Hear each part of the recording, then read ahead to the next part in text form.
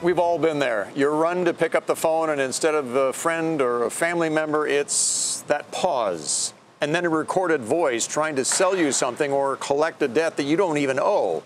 Robocalls like those are on the rise, if I didn't have to tell you that, despite a government crackdown. Just this week, the FTC announced $280 million in civil penalties against the Dish Network, including for some robocalls. So why are the calls still rolling in? Andrea Day has our story.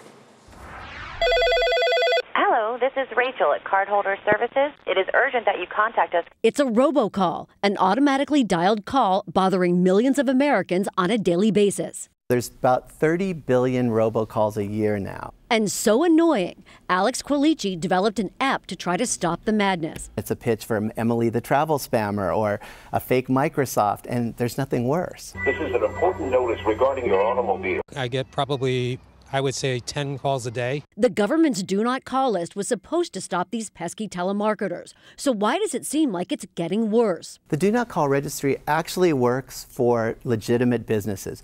The problem is all the people who don't respect it, who are the scammers who could care less. That's right. The new technology we love to use has also made it super easy for scammers. And unfortunately, it works. People fall for the scams enough to make it worthwhile. We sat down with the Federal Trade Commission, the agency behind the do not call list.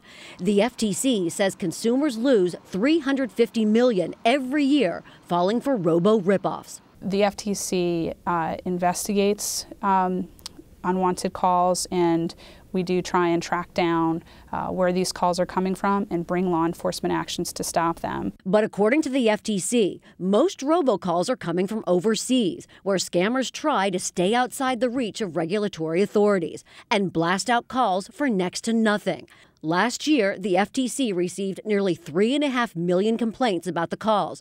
That's up 60% from 2015. The Federal Communications Commission, or FCC, also regulates telemarketers and sets rules for providers, telling us, quote, unwanted calls, including illegal robocalls and telemarketing calls, are the top consumer complaint the FCC receives each year. I've never seen anything like this. The technology has also made it easier to spoof calls, where it looks like the calls are coming from your bank or someone nearby. Now they're coming in from my own area code. So how can we end it? The FCC is testing letting providers block some calls that are likely scams.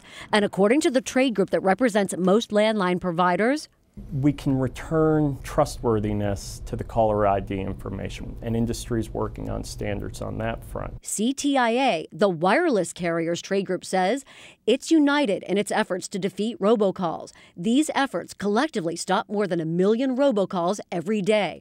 But for now, Quilici says his free app can help. Gmail plays an out-of-service greeting to any number we think is a bad guy. His biggest tip, don't talk to strangers. Everybody has to get out of the habit of picking up the phone and answering if it's not a number you don't know. And there's a way that you can help. When you get robocalls, write down the numbers and share them with the FTC. Just go to complaints.donotcall.gov. They will pass them along to apps like Umail so they can block the calls for you. I'm Andrea Day for Nightly Business Report.